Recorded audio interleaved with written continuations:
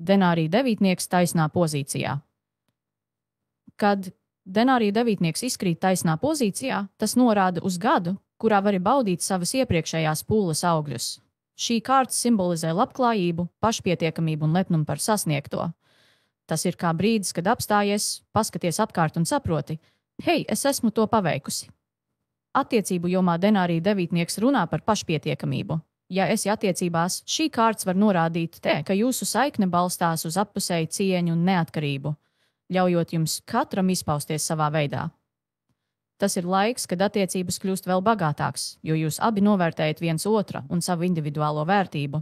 Ja esi viena, šī kārta saka, mīlestība sākas ar sevis pieņemšanu.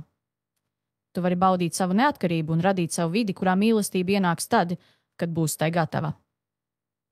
Darba un finanšu jomā denārija devītnieks norāda uz stabilitāti un panākumiem. Tu vari sasniegt jaunas virsotnes savā karjerā vai saņemt pelnītu atzinību.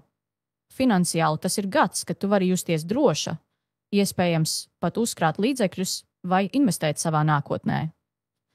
Šī kārta mudina arī novērtēt mazās lietas un neaizmirst par baudījumu, ko sniedz paveiktais darbs.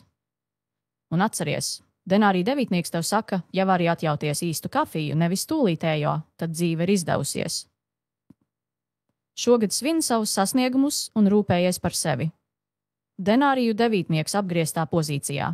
Kad denāriju devītnieks izkrīt apgrieztā pozīcijā, tas norāda uz iespējamu neapmierinātību ar sasniegto vai sajūtu, ka tev vēl kaut kā pietrūkst, lai būtu pilnīga laime.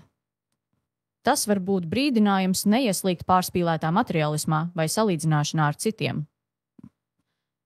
Attiecību jomā apgrieztais denāriju devītnieks var norādīt uz nelīdzsvarotību.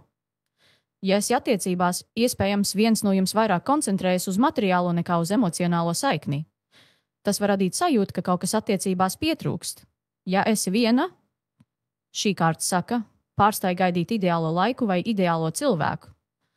Iespējams, tu esi pārāk fokusējusies uz ārējiem apstākļiem, nevis uz savām iekšējām vērtībām. Darba un finanšu jomā šī kārta var norādīt uz nerealizētām ambīcijām vai vēlmi sasniegt vairāk nekā šobrīd iespējams. Tā var būt zīme, ka tu jūties pārstrādājusies vai neuzmanīgi pārvaldi savus resursus. Finansiāli tā aicina būt piesardzīgai ar tēriņiem un plānot savu budžetu budri. Un atceries, apgrieztais denārija devītnieks tev saka, pat lielās uzvaras var būt tukšas, ja neproti tās novērtēt. Šogad pārdomā, kas tev patiesi sagādā prieku, un uz to arī koncentrējies.